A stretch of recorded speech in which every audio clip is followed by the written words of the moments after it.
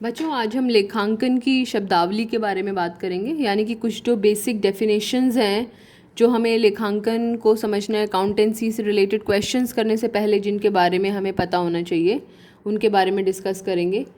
साथ साथ नोट करते जाइएगा, और अगर वीडियो की स्पीड आपको ज़्यादा लगे तो वीडियो को पॉज करके उसको नोट कीजिएगा, पर कोई भी पॉइंट छोड़ना नहीं है। बेटे, सबसे पहले यहाँ पर लिखा हुआ है एसेट्स। एसेट्स, ASSETS, एसेट्स या संपत्तियाँ। एसेट्स जो हमारे पास हैं, कुछ चीज़ें हैं जिन्हें हम बेच सकते हैं, जिनका हम इस्तेमाल कर सकते हैं। आप सबने सुना होगा, उसके पास इतनी संपत्ति है, उस व्यक्ति के पास इतनी संपत्ति है, उस कंपनी के पास इतनी संपत्ति है, लेकिन उसका वास्तविक अर्थ क्या होता है ये हमने कभी नहीं सोचा। तो एसेट्स क्या है? वे आर्थिक हित। फिर से यहाँ पर आर्थिक शब्द आया है। आर्थिक मतलब समथिंग रिलेटेड टू मनी। वे आर्थिक हित जिनका कुछ मूल्य है तथा जिन्हें भविष्य में व्यवसाय के परिचालन में उपयोग किया जा सकता है।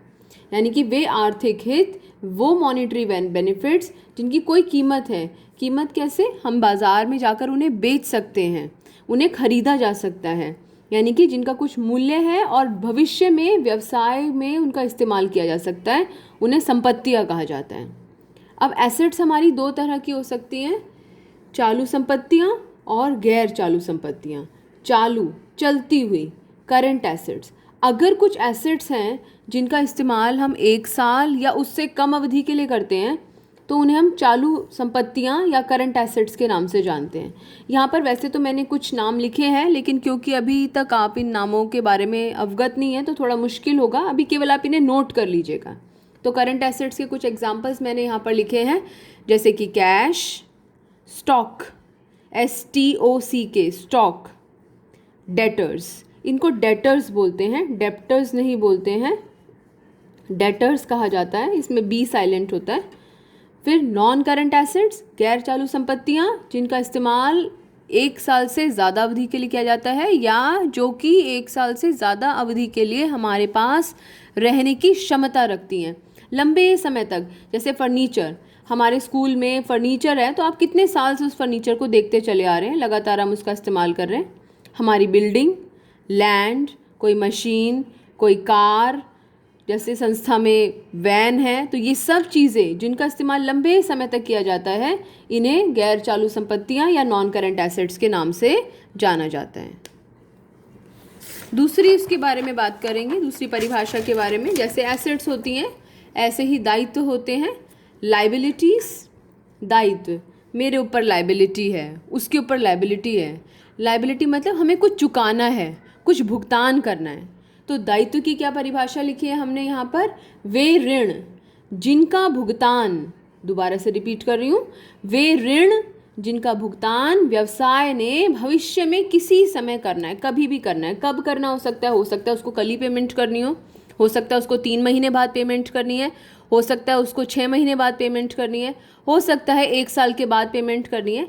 यानी कि किस भविष्य में किसी समय उसको पेमेंट करनी ज़रूर है, उसको दायित्व कहा जाता है, ऋण कहा जाता है। अब दायित्व भी दो तरह के हो सकते हैं। जैसे एसेट्स 2 तरह की हो सकती हैं। कितने तरह की हो सकती हैं एसेट्स? 2 तरह की। कौन सी? चालू संपत्तियां और गैर चालू संपत्तियां। ऐसे ही दायित्व भी 2 तरह के हो सकते हैं, चालू दायित्व और गैर चालू दायित्व। चालू दायित्व का मतलब करंट लाइबिलिटीज़, गैर चालू दायित्व का मतलब नॉन करंट लाइबिलिटीज़। जैसे मैंने आपको कहा, भविष्य में भुगतान किया जाना है किसी भी समय। अगर 1 वर्ष के भीतर भीतर भुगतान किया जाना है तो वो करंट लाइबिलिटीज़ हैं, और अगर 1 वर्ष से ज़्यादा समय के लिए हमने बैंक से ऋण ले रखा है तो वो क्या कहलाएंगी? Non current liabilities.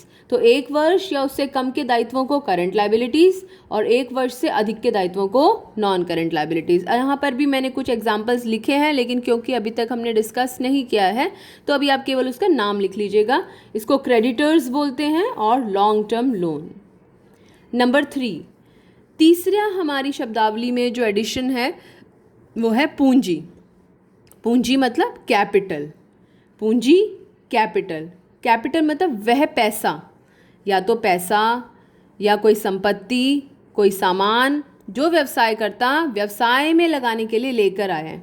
यानी कि व्यवसाय में स्वामी मतलब व्यवसाय का मालिक, व्यवसाय में स्वामी द्वारा लगाया गया धन, पैसा या फिर कोई संपत्ति। फॉर एग्जाम्पल बिजनेस शुरू करने के लिए अगर हम 50,000 रुपये अपने घर से लेकर आ रहे हैं, प्लस हमारे पास एक फ्रिज पड़ा हुआ है, हमने सोचा ये फ्रिज भी हम अपने बिजनेस में यूज़ कर लेंगे, प्लस एक पुरानी कार थी जिसकी कीमत 10,000 रुपये हमने आंकी, या थोड़ी 10,000 थोड़ी कम हो गई, ज़्यादा 70,000 हमने कीमत आंकी, फ्रिज की कीमत हमने 10,000 आंकी। तो टोटल हमने बिजनेस में पैसा लगाया 50 रुपये कैश के रूप में, 10,000 फ्रिज के रूप में और 70,000 कार के रूप में, यानी कि 70 + 10 80 + 50 1,30,000 रुपये जो है ये हमारी पूंजी कहलाएगा। क्या कहलाएगा? ये हमारी पूंजी कहलाएगा। तो पूंजी का मतलब व्यवसाय में स्वामी द्वारा लगाया गया धन या संपत्ति, यानी कि केवल धन नहीं, धन और संपत्ति दोनों को मिलाकर पूंजी कहा जाता है। नंबर 4, जैसे व्यवसाय करता है, व्यवसाय में पूंजी लगाता है, ऐसे ही वो कभी कभी अपने निजी खर्चों के लिए उसमें से पैसा या संपत्ति निकाल भी सकता है। फॉर एग्जांपल अगर किसी की परचून की दुकान है, उसके यहाँ टॉफ़ीज़ रखी हैं, चॉकलेट्स रखी हैं, पेन है, पेंसिल्स हैं, राशन का सामान है, और अगर वो उस राशन के सामान में से कुछ सामान वो अपने घर के लिए निकाल लेता है, या दुकान पर उसका बेटा आ जाता है तो वो उसमें से वो टॉफ़ी निकाल कर अपने बेटे को दे देता है, तो वो उसने अपने निजी प्रयोग के लिए, वो बिज़नेस पर्पज़ से नहीं, वो उसने अपने निजी पर्पज़ से वो पैसा या वो संपत्ति निकाली है, तो उसको आहरण का नाम दिया जाता है। क्या नाम दिया जाता है उसको? आहरण। आहरण मतलब ड्राइंग्स। तो ड्राइंग्स की क्या परिभाषा हुई? अगर व्यवसायकर्ता व्यवसाय से अपने निजी प्रयोग के लिए, निजी प्रयोग मतलब पर्सनल यूज़ के लिए, निजी प्रयोग मतलब पर्सनल यूज़ के लिए धन या संपत्ति निकालता है, तो यह आहरण कहलाता है। क्या कहलाता है? आहरण, और इंग्लिश में से कहते हैं ड्राइंग्स।